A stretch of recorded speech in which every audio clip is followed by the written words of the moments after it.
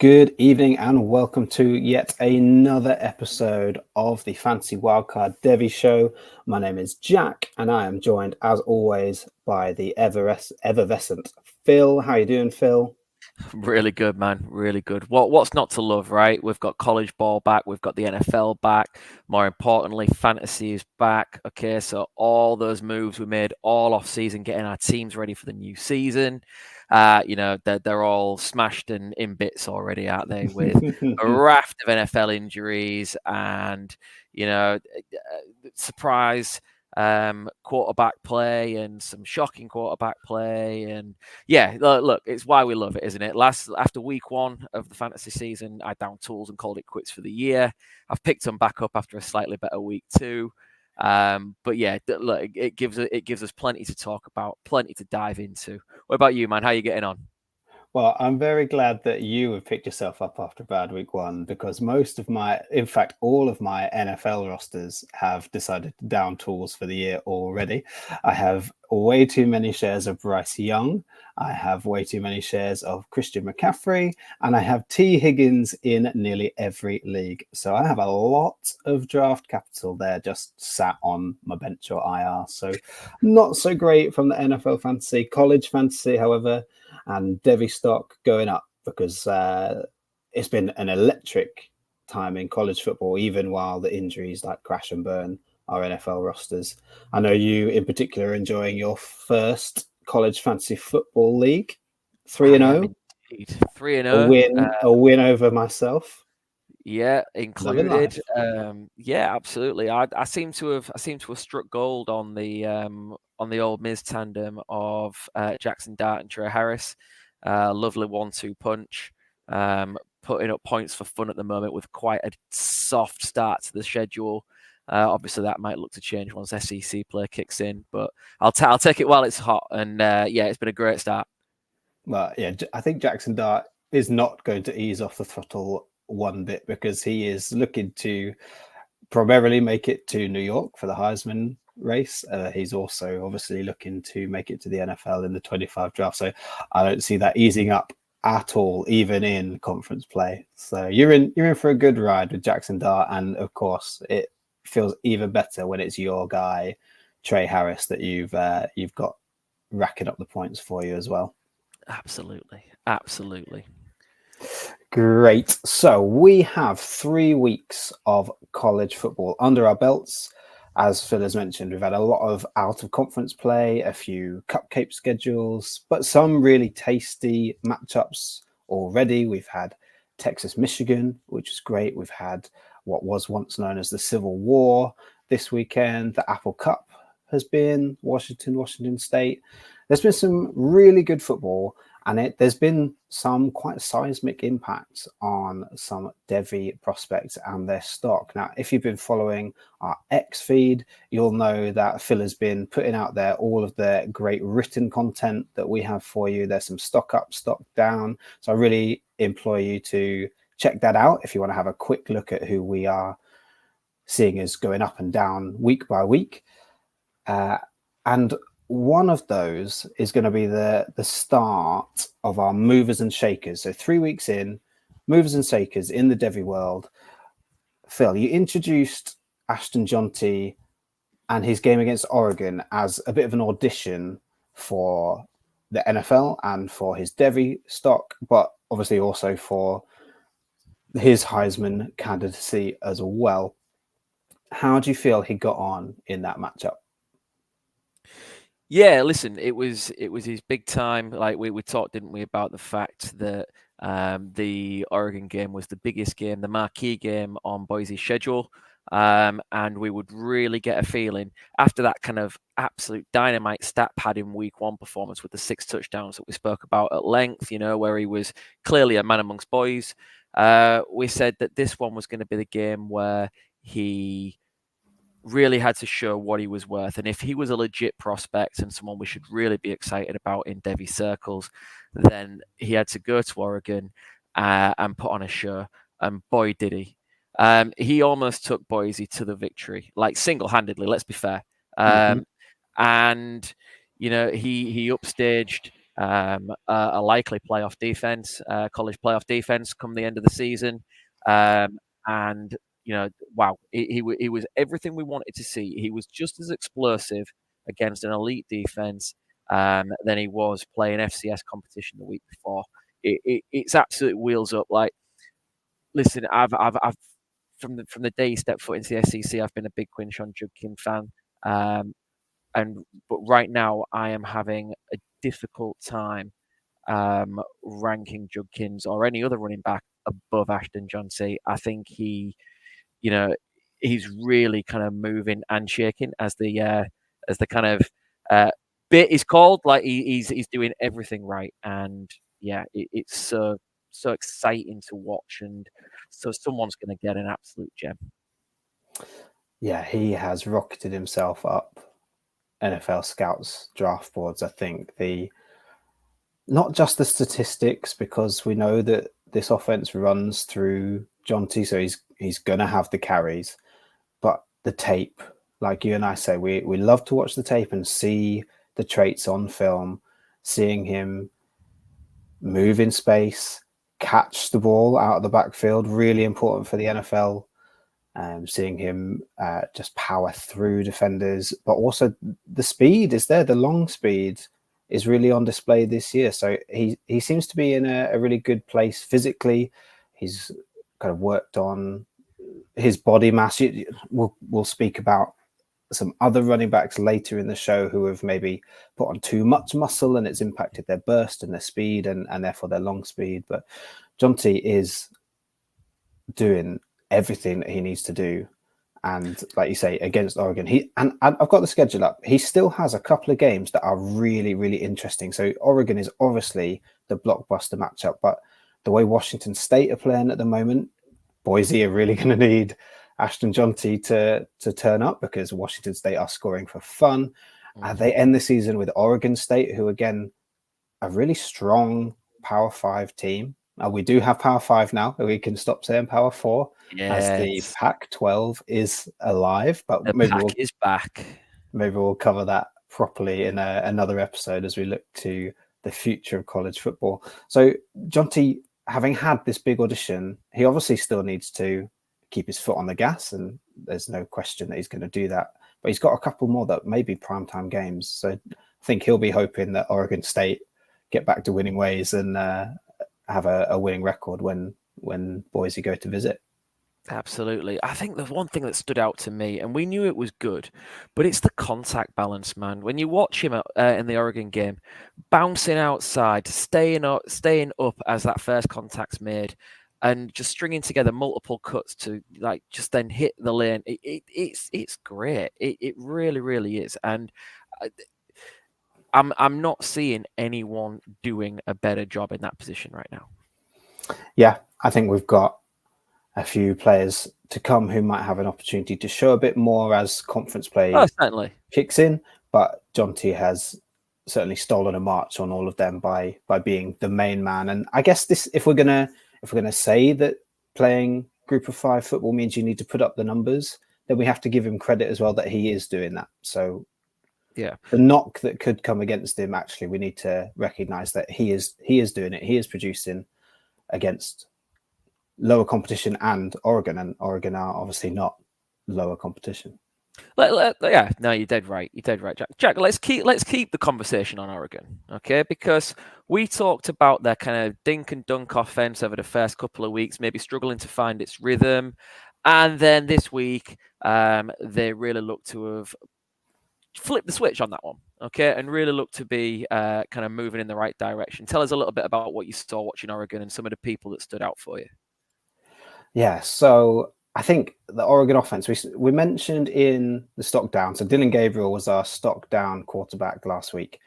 And the reason for that was that he was throwing the ball very much to his left-hand side where he's comfortable. He was getting the ball out very quickly and the ball wasn't going very far. He wasn't pushing the ball down the field. And he also was just not pulling the trigger on open receivers when maybe he should have. And this week against Oregon State, the big shift for the offense was a more settled offensive line, I think. think Oregon have been shifting pieces around on that offensive line to try and work out what their best starting five is. And I think they found it. And I think that maybe was the spark that Oregon needed to flip the switch. And we said that in our stock down, that this offense could take off at any moment because the talent is there, the scheme is there, and the players are, Dylan Gabriel is no slouch as a college quarterback. He's a really good college quarterback. Whether he's an NFL guy is to be seen, and whether he's a starting NFL guy is really to be seen. But he was much better against Oregon State, and Oregon eased their way to victory over their rivals. I think he had much better efficiency. He threw 20 passes of his 24 attempts, 291 yards, 2 touchdowns. He started to run the ball as well, which we've not seen loads of so far. Ran in a touchdown. So I think his confidence was up because he was hitting his receivers. He was making yards. He wasn't being sacked or pressured quite as much. And he spread the ball around a little bit more across the field. So he wasn't always throwing to his left-hand side, which was my concern after the first 2 weeks. So for Evan Stewart truthers, of which I am one, it's not the best statistical reading. He definitely wasn't the number one target. I think he had 3 catches in the game for 60-odd yards. Tez Johnson seems to be the number one receiver, which last year we knew that was the case. He was Bo Nix's little brother. This year, wasn't convinced that was going to be the case, but he does seem to be the number one read and the favorite target. 7 receptions, 110 yards on the day. Everything is ticking up for Oregon. Hopefully they can get that running game going a little bit better as well, just to balance out the offense, and for our Devy sake, hopefully that can unlock Evan Stewart a bit more on the outside. Yeah, absolutely. And it's funny you mentioned the running game because Jordan James was quite a buzzy name in the offseason. Obviously, with Bucky Irving moving into the league, and the idea was maybe Jordan James gets to take a good number of those carries, which he certainly will once to get the ball in his hands. But I think people maybe bit on the vacancy rather than having watched the scheme and the talent. So yeah, he's one to keep an eye on, and we'll see where that one goes as well. But yeah, I think that's a great review. Thank you very much.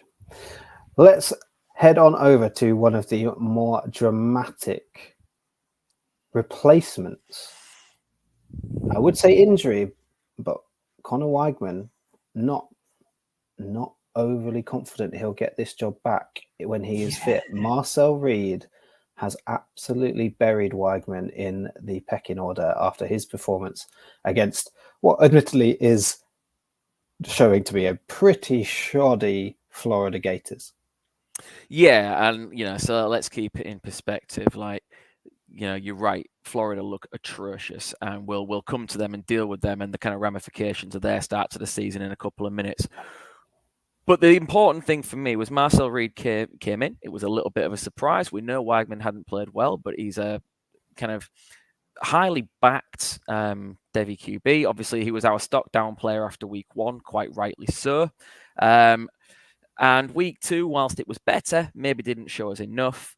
And Marcel Reed's come in and ran the offense like the way it's been set up to be played. He certainly looked more comfortable getting the ball out. He's, showed good kind of good ability to rush when needed. And looked far more athletic than Weigman has, who has perhaps looked a little bit statuesque at times and slow plodding. It's hard. Like we've said time and time again, you got to feel for Connor Weigman in the sense that he has spent so much time injured over the last couple of years. And obviously there's been a whole load of shift with Jimbo out and the new system coming in that he's going to have his name kind of tied to. But ultimately, new people coming in will want someone that can run it their way, and they won't be handcuffed to a quarterback. And if he doesn't get this job back, he's got a couple of options. Like, one, if we want to consider him as a Devy relevant quarterback, he needs to be playing. And obviously that suggests, does he test the portal? Only time will tell. Only time will tell. But right now, the offense certainly looked better without him, and that's got to be a worry for him and any Devy owners. Yeah, it is a worry. It is a concern. Weigman has almost been caught up in a storm of one thing after another that are out of his control, which unfortunately have really set him back in his development. And that is his injuries, that is the change of head coach, the change of system. And like you say, the new coaches are not tied to him. He's not their recruit. And Weigman's Devy value really is, at this moment in time, it's only tied to his recruitment and his high school pedigree. He's not shown us anything consistently at the college level to be in any consideration as a top Devy asset. And I think regardless of whether Weigman gets back in at Texas A&M this season, I think he needs to transfer somewhere. Well, I think if he wants to be an NFL quarterback, he needs to forego the 2025 NFL draft. He's out of that class. He's in the 2026 class now. And I think he probably needs a fresh start somewhere else. That's a big risk. The transfer portal is not a slam dunk. We've seen it not work out for quite a few quarterbacks. Anyone still keeping tabs on DJU? Nope. But then again, Cam Ward is lighting it up at Miami, so it's a real risk reward for Connor Weigman. But we need to see him somewhere where the offense is really built around him, and the coaching staff really want him there. And I'm not saying Texas A&M don't want him there. They've invested a lot in him. They have made him the face of their franchise for the last few years. But if Marcel Reed comes in and looks this much better running the same offense with a similar skill set to Weigman, that's a concern. We've not seen Weigman this season really use his legs, but Marcel Reed looked great when he did on designed runs, on scrambles, the athleticism in the open field. There's one shimmy where he just sends a defender left, then right, and then he falls over, and Reed just, he might even have scored a touchdown on that play. He looked much more comfortable running this offense. And for Connor Weigman, I'm really, really worried for any stocks that I have set in him. Yeah, understandable. And it just begs the question, like, where were people's minds at in the off season when there was nobody real? I mean, we've spoken at length over and over again about nobody in the 2025 class stepping forward and taking ownership of that QB1 kind of role or becoming the guy. And people seemed really quick to anoint Connor Weigman, who had shown us nothing. And has continued so far this season to show nothing to back that talk up. People were talking about him as the first overall QB in this class. And it just blows my mind that people could talk themselves into a situation when there was absolutely nothing to back it up. I think that's just a result of the murkiness of the 2025 class, though, isn't it? Because we couldn't jump on anyone that has shown us enough to prove that they should be the bona fide number one quarterback. And therefore, we've seen flaws in all of them. Whereas Connor Weigman, we've seen much less of. And the high school tape is incredible. He was such a strong prospect. I was quite surprised that he went to Texas A&M out of high school because of the competition there was for his signature. And so when you haven't seen it and you're desperately hoping for it, maybe that's it. It's hopium. That's why we talked him up in the off season. I mean, not personally on this show. I don't think we waved his flag, but I think that's the excuse I'll give. And when you've invested in a Devy asset, whether you're an analyst or just you're playing your first Devy league, you want that to come off, because at this point, at no point in the last 6 months has Connor Weigman's stock been good enough to sell. So the hope there was that he would be the guy. He would start to show it, especially in the early part of the season, and then you've got a return on investment whether you sell or not. So yeah, I think it's hopium that has brought him into that conversation, but he's firmly in the 2026 draft class for me, unless he wants to flame out the league in a year. Yeah, absolutely. No, I think you bang on there. So we mentioned obviously Marcel Reed leading A&M to victory over Florida. Jack, what on earth are we gonna do with any Florida Gators that might be on our Devy rosters? And what's happening in Gainesville? I think Billy Napier is on the hottest of hot seats. I think his seat might actually have imploded, and he's just kind of biding his time. The athletic director and the people in the seats that make the right decisions are going to can the coach at least by the end of the season, if not before. So the problem that Florida has is they've got a couple of, well, from a Devy perspective, the problem that Florida have is they've got a couple of stars who could quite easily be lured away. There will be offers in the transfer portal for DJ Lagway and Eugene Wilson.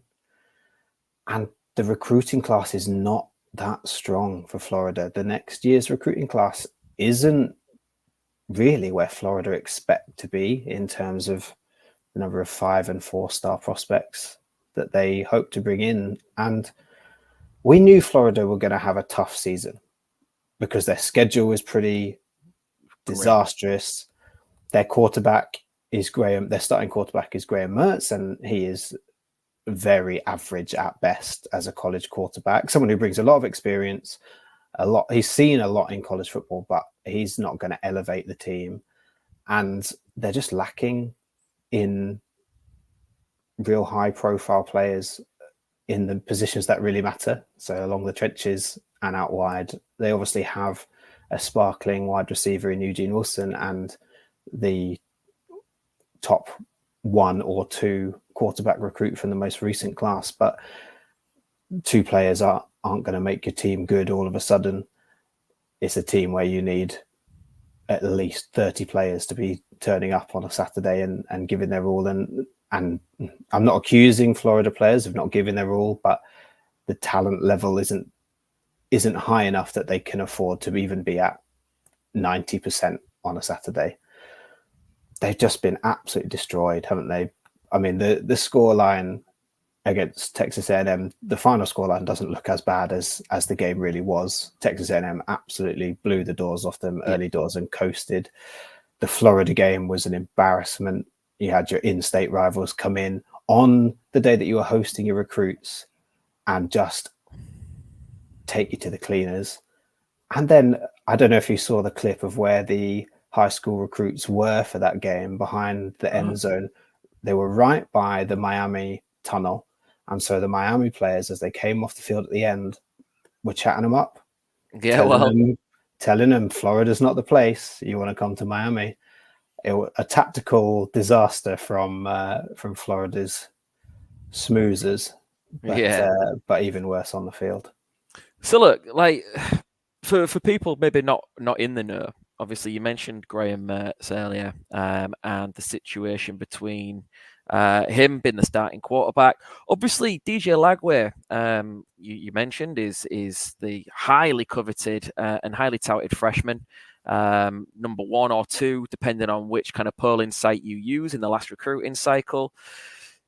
In week 2 against Samford, now again, you've got to bear in mind the level of competition was a big step down from the other 2 games in which Graham Mertz has played. But Mertz was injured week 2. He suffered a concussion in late on in week 1 against Miami, sat in week 2, and Lagway got the start. And again, I know we look at the competition levels, but my God, did the offense not look different? Lagway threw for 456 yards and 3 TDs. I know the competition level's different. I know that is what you would expect Florida to do against Samford. But after watching DJ Lagway do that, even as a true freshman, and with Billy Napier on the hot seat, like, has he not just made his seat even hotter by turning back to a steady Eddie and uninspiring Graham Mertz? Yeah, and this question has definitely been put to Billy Napier in the last couple of weeks, and he mentioned a lot. And to be fair, this is consistent from the offseason. He spoke about how Mertz was the starter, but we were going to see DJ Lagway in packages, not just in garbage time. They were going to have designed packages for DJ Lagway in games, and we did see that against Miami. Even before the concussion, I believe he came in a couple of times. I think he had the second drive. So I really wonder.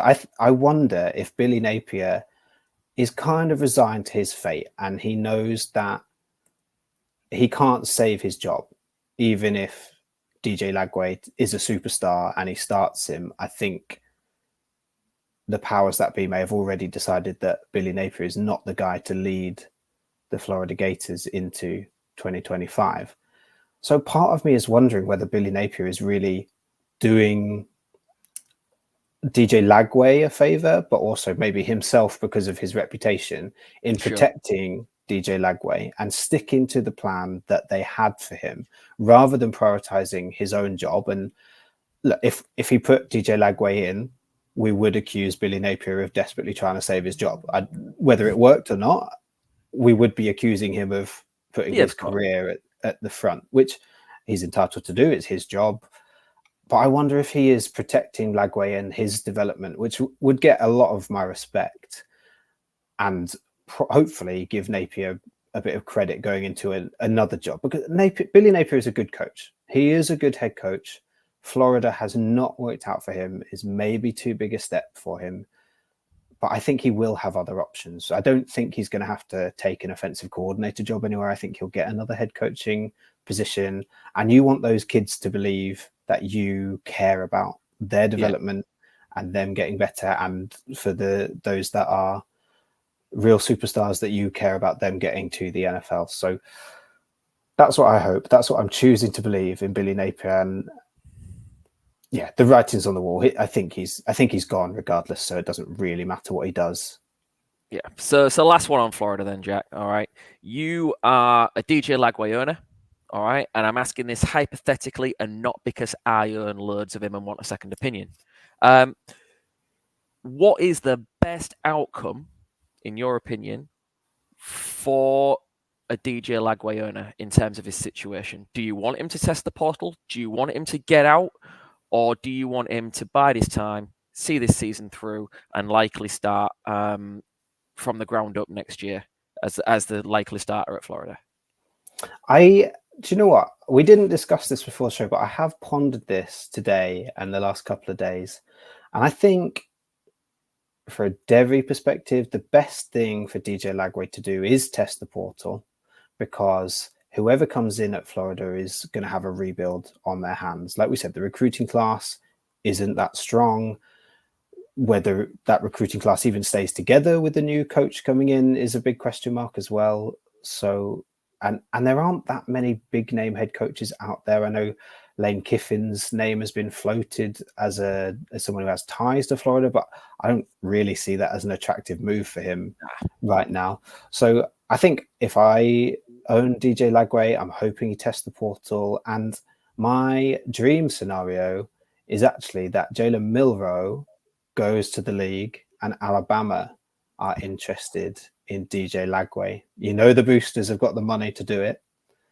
And having him develop under Coach DeBoer would be a really good thing in a setup that is ready to kind of accept a quarterback with a strong class of receivers and a good recruiting cycle coming for the offensive line too. Well, I'm excited. That obviously absolutely floats my boat, and I would love to see it. Can we talk a bit of Bama? Can we talk a little bit of Alabama? Is it time? Let's talk a bit of Bama. This is the Phil let loose part of the show. Yeah, absolutely. Listen, I'll start off by just saying that Ryan Williams is him. Okay, we were hiring him coming out. We talked about him from our earliest wide receiver shows, and the hype is real. He looks like he looks like Jalen Waddle, right? He looks like Alabama Jalen Waddle. I'll just say that now. Now people are going to hype him up to be like Devontae Smith because of the size, the frame. But for me, when you watch him, you see Alabama Jalen Waddle, the explosiveness. Like, he doesn't need to be peppered with touches to make the touches that he gets count. And what a start he's off to. Through 3 weeks, he ties the team leading targets with 12. And then he shares the team leading receptions with 10 with Jamie Bernard, who obviously transferred in from Washington and will be looking to be a likely day 2, maybe fringe day 3 pick in the 2025 draft. And then he leads the team in receiving yards with 285 and then receiving touchdowns in 4 through 3 games. It has been a lightning start, and he is so exciting to watch. We talked in some of our earlier shows about Bama, by Alabama standards, like maybe not having a great deal to write home about in terms of Devy prospects at the moment, and the fact that some of their most NFL translatable players were in the trenches or on the defensive side of the ball. But times are changing, and I really feel like people are going to want to come and play for Kalen DeBoer and his offense. And, Ryan Williams is just the start. People are absolutely raving as well about Kendrick Law. Keep an eye on Kendrick Law. He's not really lighting up the stats at the moment, but people are talking about his contribution to the offense and his versatility and the way he's lining up. Been a real dream for an NFL team. Now, if you go check your leagues, I would hazard a guess that unless someone's taken a late round flyer on Kendrick Law because he's an Alabama receiver, like, he might still be available in a lot of places, and he's a name going into next year to really keep an eye on, to craft out quite a major role for himself. Obviously, if we're going to talk Alabama, let's talk Jalen Milroe. Okay, you already mentioned him earlier. Obviously, if he goes to the league, then there's a potential of you making me all happy at the idea of DJ Lagway transferring in, something I'd not thought of, but now I will stop thinking about. Look, Jalen Milroe came off a fantastic game week 3 against Wisconsin, his first major test of the season, after a bit of a wobble in week 2 against USF. Like, there's something about USF. Last year, he got sacked for the USF game. This year, they let him play against USF in week 2, and the offense just didn't really click. So Wisconsin this week, first big test, and he had 5 all-purpose touchdowns, 3 through the air and 2 on the ground. And it was probably his most impressive start. It was the first time he really started to put together everything. We know he's got a big arm. We know that there's going to be comps to Anthony Richardson, okay? Because of the physicality, the size, the speed, the athletic traits. But there were questions about, despite the big arm, we know he's got a big kind of good deep ball, about the kind of tight window throws and his ability to make those kind of high clutch passes. Well, we started to see just what he can be. I'm still, like, as a fan, I watch on a weekend and I'm frustrated because there are layups that he misses. There are times he takes too long to go through his reads. All the things we've talked about before. And are all of his skills at the moment translatable to the NFL? I really don't know. Like, we punted, or turned Anthony Richardson into a fantasy demigod based on what he could be and the high floor, the highest of high floors. But we're already seeing through the earliest weeks of this season, there's also quite a high ceiling. There's also quite a low floor in that prospect. It's been a real roller coaster this last couple of weeks watching Anthony Richardson. And unless a team takes Jalen Milroe and absolutely goes the Baltimore Ravens way, the way they built an entire offense around Lamar Jackson, like, I still worry what you're going to get in Jalen Milroe from an NFL perspective. As a Devy owner, I don't have a single share, and I'd be quite happy to have egg on my face and him go in and actually be a Lamar, be insert dynamic dual threat fantasy quarterback here. There's still too many questions for me to ultimately have felt comfortable taking a shot. And if someone else wins with him, fair play. But I'm still not quite sure I'm there from a dynasty perspective and a Devy perspective. Yeah, I think I'm on board. I think it'll be really interesting to see. We spoke and compared Jalen Milroe to Jalen Hurts in terms Yeah. of what would be beneficial for Jalen Milroe to happen in the NFL in order for him to be considered an even better NFL prospect.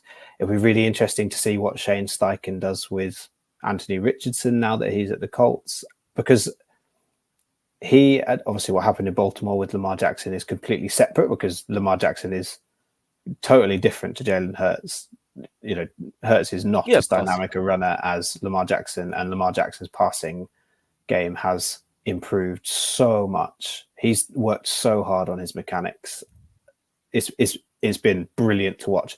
But Shane Steichen's the only one that's really developed a really athletic running quarterback into someone who can pass the ball and is a huge fantasy asset on your teams. Like, tush push aside, Jalen Hurts is still a really good NFL fantasy quarterback. So we'll see what happens with Anthony Richardson. I would be really interested to see where Jalen Milroe might end up. I think situation might be really key for him, because Lamar Jackson was taken at the end of the first round, which means you have planted your flag and said, we are going to build our organization around you because we've invested the draft capital. Obviously, they didn't have to trade up early in that first round, but it's still a first round pick. Whereas Jalen Milroe doesn't even, at the moment, he doesn't feel like someone who you can gamble that late first round pick on. And therefore, are you going to build your entire franchise around a second round draft pick in a league that is even more short term than maybe it used to be? You look at absolutely. players like Mac Jones at the Patriots. He was picked fourth overall, who's fourth quarterback taken in the first round. Kind of built the offense around him for 1 year, and then everything went to pot, and he's gone. He's out the door. So, and the even more closer to home example is Bryce Young right now at the Carolina Panthers, which is a complete mismanagement of his talent and a complete mismanagement of that roster and draft picks and all kinds of chaos going on there. But if Jalen Milroe finds himself in one of those kind of situations, it would just be a nail in his coffin. I think the good news, if you are a Devy owner of Jalen Milroe, is that his stock is rising right now. Like you say, he had a great game against Wisconsin. I think it's going to keep rising because I think Alabama are actually a lot better than we thought they might be this season.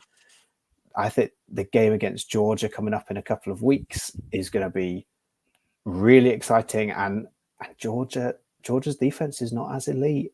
You whisper it, it's not as elite as it has been the last few years. I think Jalen Milroe has the opportunity to win that game. If he wins that game, sell Jalen Milroe.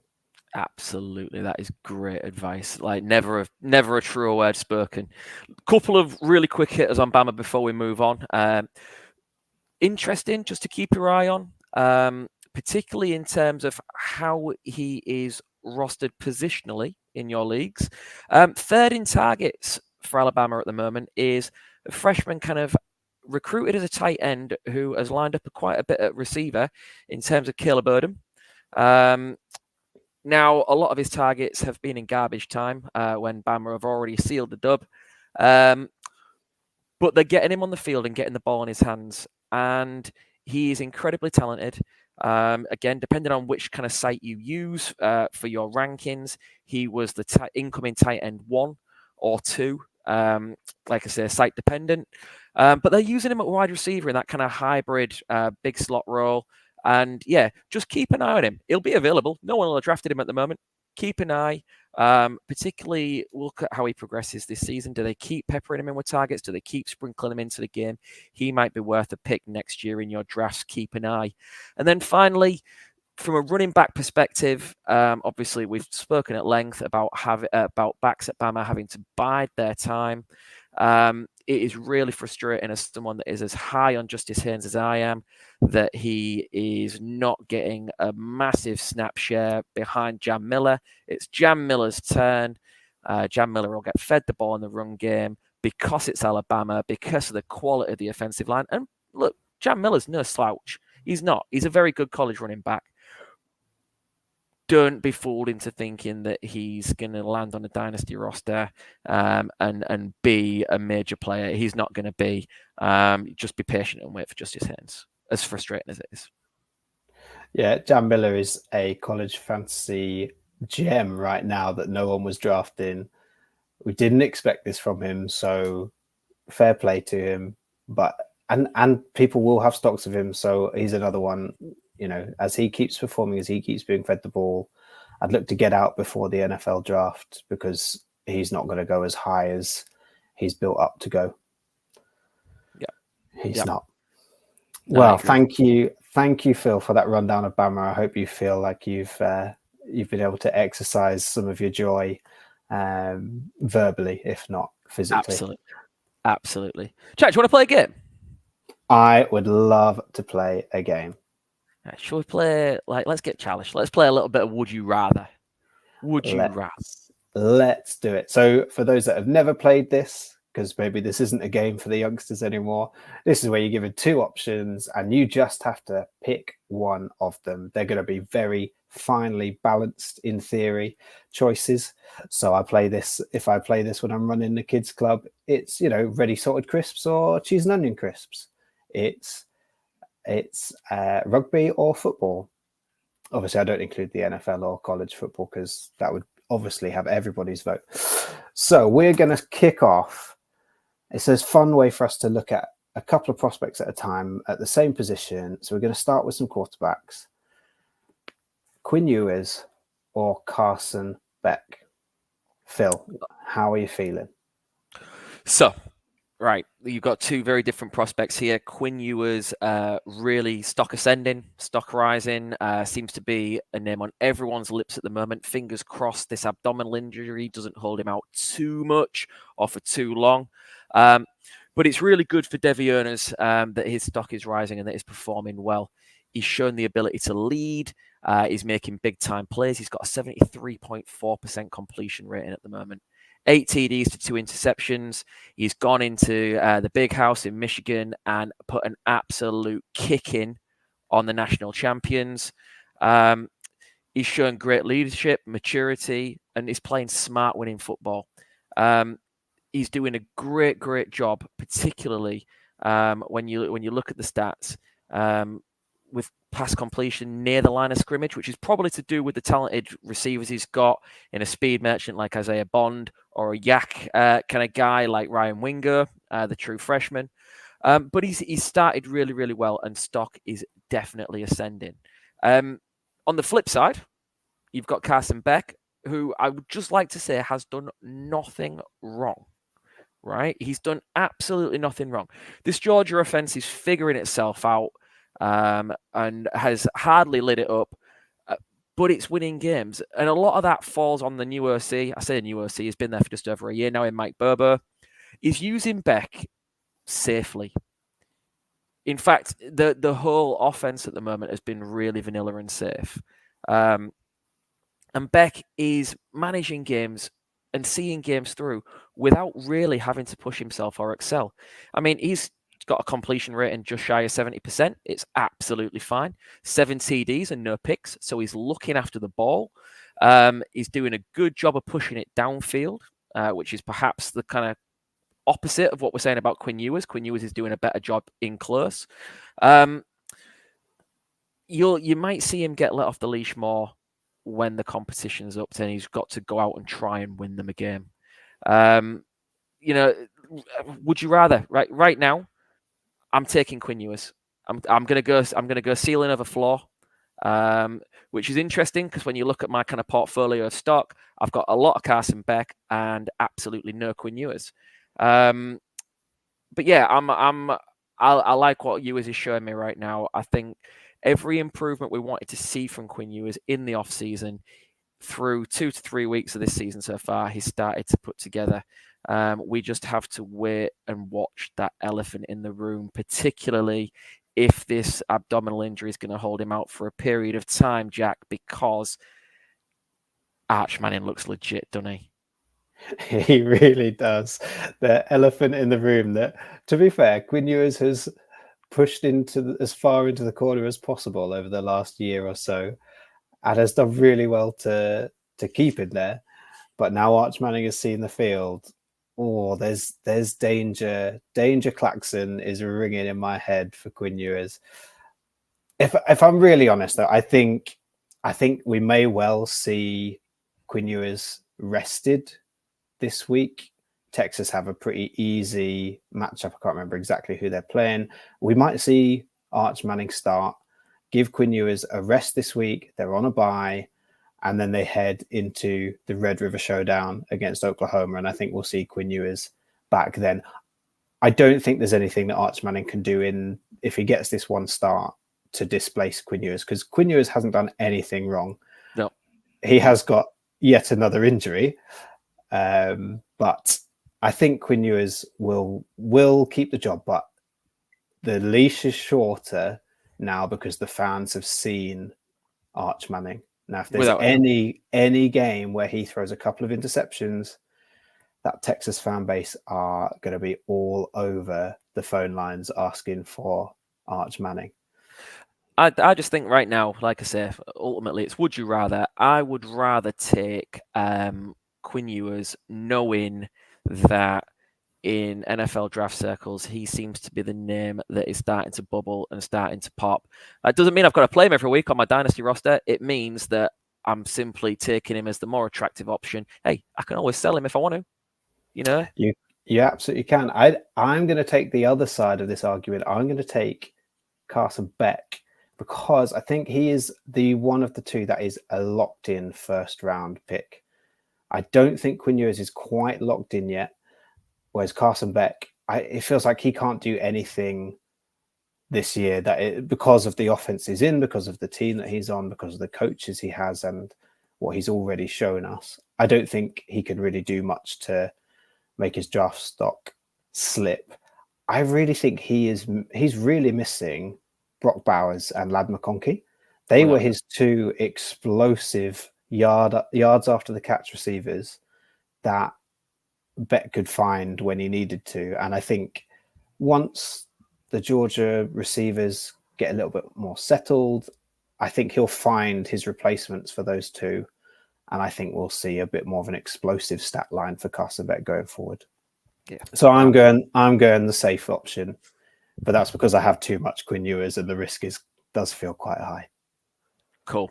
All right, let's move on. Who have we got next?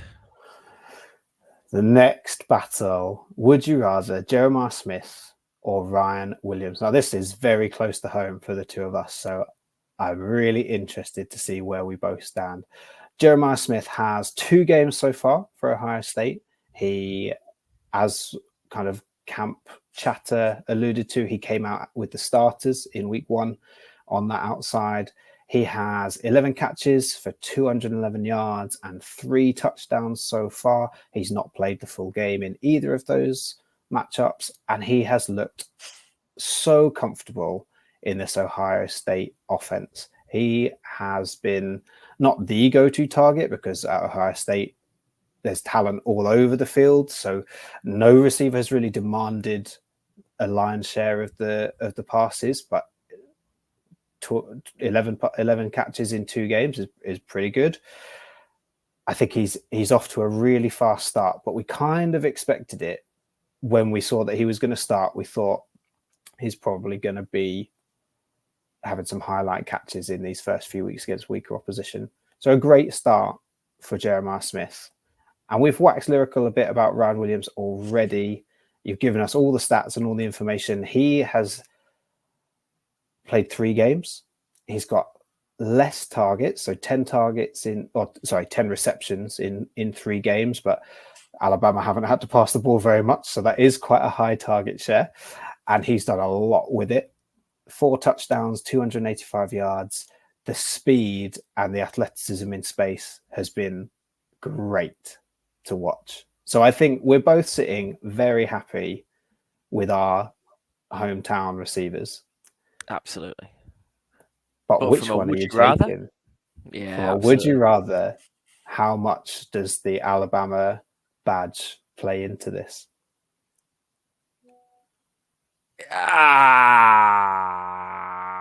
It doesn't. It doesn't. Listen, the correct choice, if we are here to give out the right advice, the right advice is you can't really go wrong with either of them.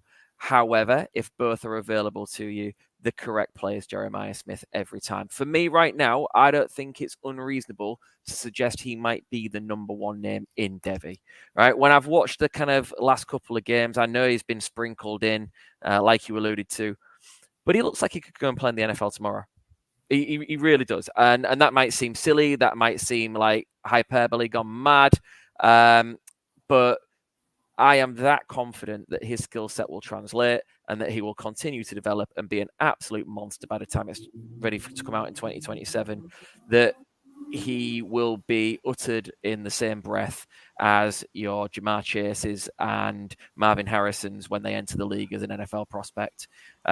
So I love Ryan Williams. I am so happy that Alabama have him. I am absolutely buzzing to see what he does moving forward. But you've got to give the right advice to the people that are listening. And if Jeremiah Smith is there, he should be taken as a no-brainer. Yeah, I think there's a reason that he's the 101 in every Devy draft that went on this offseason, including our 5-yard, our fancy wildcard Devy league that we started up. I was going to pose this question because who's got Jeremiah Smith? I do. Phil does. Nate, who's got Ryan Williams? I do. So we'll see whether there becomes a bit less distance between the two and we can arrange a 1-for-1 trade at some point in the future. But my hopes were up. I thought we'd do a trade live on the show, but we're not there yet. Not quite. Right, last one. And I think I might surprise some people here. We are good for our running backs, Ollie Gordon and Nicholas Singleton. Who would you rather? We've got a running back who was in some conversations to be the top running back in the 2025 NFL draft in Ollie Gordon, against what in preseason was a bit of a question mark over Nicholas Singleton's production and his ability between the tackles. What has the first 3 weeks of the season done? Because I know where you'd have landed preseason, but who would you rather now, Phil? Yeah, so I hope people are sitting down when they listen to this, because it's been an in-joke that I hate Nick Singleton. Well, listen, I'm going to take Nick Singleton here. I would rather take Nicholas Singleton than Ollie Gordon. And this is all to do with them being valued correctly. I think my warning has always been, not that I don't like Nick Singleton, but that he wasn't the next Bijan and the next RB1 in all of Devy, like he was being banded around as an incoming recruit. He struggled last year. That's well documented. We've spoken about it. There are stats that back it up. The tape backs it up. And we said we needed to see improvement. Well, there are still some concerns about the vision, certainly. However, the explosiveness looks to be back. Decision-making seems much improved. And he seems to be running with a little bit more freedom and not so much in his head. And yeah, he's trending up. His stock is trending up. Like there's no point in lying about it. I'm not going to sit here and make jokes and knock the bloke. He's doing exactly what we said we wanted to see from him, which is probably the exact opposite of Ollie Gordon right now. I feel Ollie Gordon runs in a system where he is going to put up numbers because it is so run first orientated. He's going to be force-fed the ball. And right now, he is struggling in terms of, making the most of the touches he's getting. He's been fed the volume, which is keeping his numbers somewhat similar. But just look at the number of carries. Look at the number of carries there. 62 carries he's had so far. And he's still behind Nick Singleton in terms of yardage. And that's in one more game as well, it should be added. So, yeah, like right now for me, people are trying to sell us that Ollie Gordon has got a fighting chance of being the RB1 in the next class. I I don't believe it. To be fair, always thought he relied more on volume than his actual skill set. And now the numbers are just starting to back it up. Like, Nick Singleton every day here for me, and I don't think it's particularly close, Jack. No, I don't think it is close, but it is a good talking point because there is a bit of grey mist around both of these Devy prospects. My biggest problem with Ollie Gordon, and we alluded to a running back who had put on too much muscle mass in the offseason, and that is Ollie Gordon. He's put on something like 25 pounds of muscle in the offseason. He is about 240 pounds at the moment. That size of back does not translate to the NFL very well. Derrick Henry aside, because he's a bit taller, he's a bit leaner. He was sort of that kind of weight, but Ollie Gordon just doesn't look like he looks like he's lost the burst that he had, and it probably is because he's put on more weight, and that's good weight. I'm not accusing him of sitting at McDonald's too much, but he doesn't have the burst. He doesn't have the flash that he showed us last season, and like you say, the production's not there. Whereas Singleton is looking more like the prospect that we wanted to see out of high school. Now, like you say, the vision's not perfect. He's still not hitting every hole. We know that he can burst outside and he can outrun a defense, and he showed us that as well. But he has also shown us that through the tackles. He showed us some good contact balance. He showed us some good speed up the middle, where you really have to. You can't just put the afterburners on. Like when Nick Singleton bounces to the outside, he can then just put his foot down and accelerate and go, because he's got the speed and he's basically running in a straight line, because you either are going to the house or you're taking the angle to the sideline. When he's running down the middle, you're seeing him run really intelligently when he gets free, to avoid tackles, to make sure that any contact defenders get on him is glancing, not front on, and making them really think about how defensive backs are going to use their feet to take him down or to track him. So I'm really encouraged by what I'm seeing from Nick Singleton in how intelligently he is running through the tackles. Yeah, so slight pivot. But whilst you mentioned him running back some weight, someone that we've not mentioned tonight, who we have mentioned previously, is Raheem Sanders. Right, he's on the opposite diet of what Ollie Gordon's done this offseason. Raheem Sanders has shipped and lost about 20 pounds. And my God, does he look better for it? Maybe they would have been a better matchup, because they're going in complete opposite directions. Like, one's gained weight, has lost that burst, has lost that spark, and his stock is fading. Whereas you've got Sanders now been talked about again as, remember that guy? He was good, wasn't he? And he's showing us all again why he was so highly lauded a couple of years back, and it's to do with losing that extra mass. Yeah, and he did look really good against LSU this weekend. Gutting result for the Gamecocks in South Carolina. But that aside, Raheem Sanders was terrible flags. That pick six. Nussmeier really he learned from Cristiano Ronaldo on that one. That's all I'll say. Go and look it up. But Rocket Sanders looking better, not quite back to those 2022 levels yet, but he's certainly going to get the opportunity to show us in that offense where it really revolves around him and Lenora Sellers, because the passing game's not really getting going. The receivers are banged up. And if Sellers is out, so Lenora Sellers got rolled up on during that first half. So if he's out, we might see even more of Rocket Sanders, which would be great. We'll see if he's really got what it takes to have a bounce back, and because his Devy stock was on the floor before this season. So absolutely, we're really hoping that works out for him, because he is fun to watch. So we're in agreement. Nick Singleton. It is Nick Singleton, and it would be over Raheem Sanders too. Yeah. Fab. Okay. We have covered quite a lot today, Phil. So let's treat the listeners and the watchers to our regular segment of Sell, Keep, Acquire. And you are going to talk about a lesser known wide receiver prospect from a smaller Big Ten school. Talk to me about Ty Felton. Yeah, so like this is sell, keep, acquire. I say I'm going to go out and acquire him. Like, you don't need to right now, because I'll tell you now, he's not on anybody's roster. Like, he's going to be sitting in your rookie depleted drafts come next off season. And right now, you know, he's a name that I would be monitoring carefully, with the idea of getting an advanced watch on your league mates and seeing if I can pick up an extra first in those rookie depleted drafts to pick him up.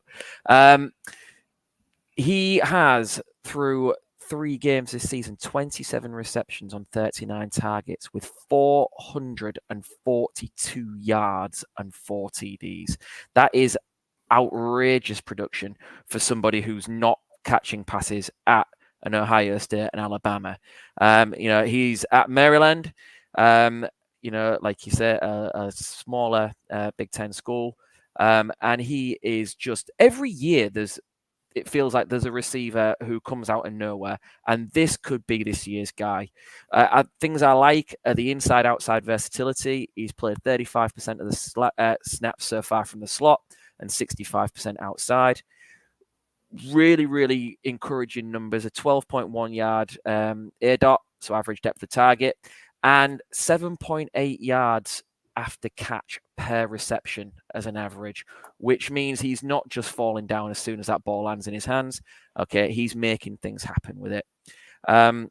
He has become the first player in Maryland school history to start a season with 3 opening 100-yard games. And yeah, listen, people are going to learn about him soon enough, so try and get an edge on the competition would be my advice. He has the physical tools at 6'2", 186. He's tall, he's slim, eye-catching speed, and yeah, combine the physical tools with that early season production. He's a name that's trending up. Like, you know, if he keeps on this trajectory, he'll be a day 2 pick, and I'd rather you guys had him than somebody else. I love it. The Terrapins don't put too many receivers into the league, but Ty Felton has looked incredible this season so far.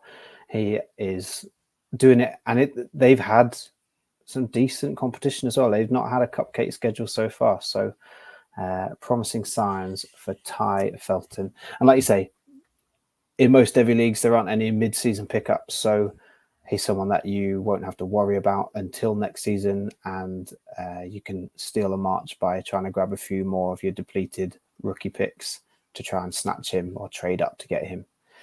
My sell, keep, acquire is a keep, and it is Caleb Johnson, the running back out of Iowa.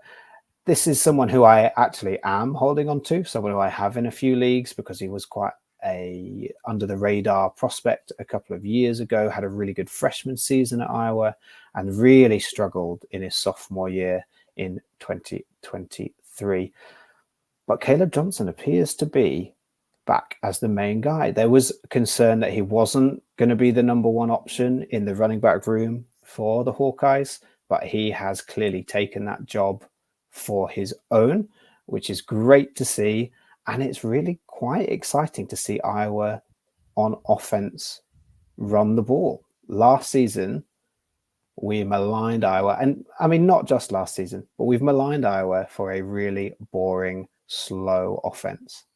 Now, it's not that much better as a totality in 2024, but the way that they are running the ball is more dynamic than we've seen in the last 2 years. And that certainly is the case for Caleb Johnson. He is a bigger back, very strong. You will see him punch the ball in on the goal line. He'll get those short yardage carries, but he also has some burst and some speed. Someone who is probably available in most leagues as well. If he probably is available if you're not playing in leagues with me, because I probably snapped up too many shares when he was a freshman. But he's turned his opportunity into averaging 7.9 yards a carry in an offense that opposition know are going to run the ball. So he's having to earn those hard yards. So he's got 6 touchdowns already in the rushing game. No touchdowns through the air, but he is catching passes, which is something that we haven't seen loads of so far. I will actually have a matchup with Minnesota this week, and my other prospect that I really love at the moment on a similar par to Caleb Johnson is Darius Taylor. So this is going to be a quick game because both sides are going to run the ball again and again, but it will be an interesting game to watch to see how these two running backs do against some solid run defenses. So keep a hold of Caleb Johnson, go and acquire him if you can, and try and catch that game. Maybe the highlights, because it won't be the most entertaining full 60 on Saturday.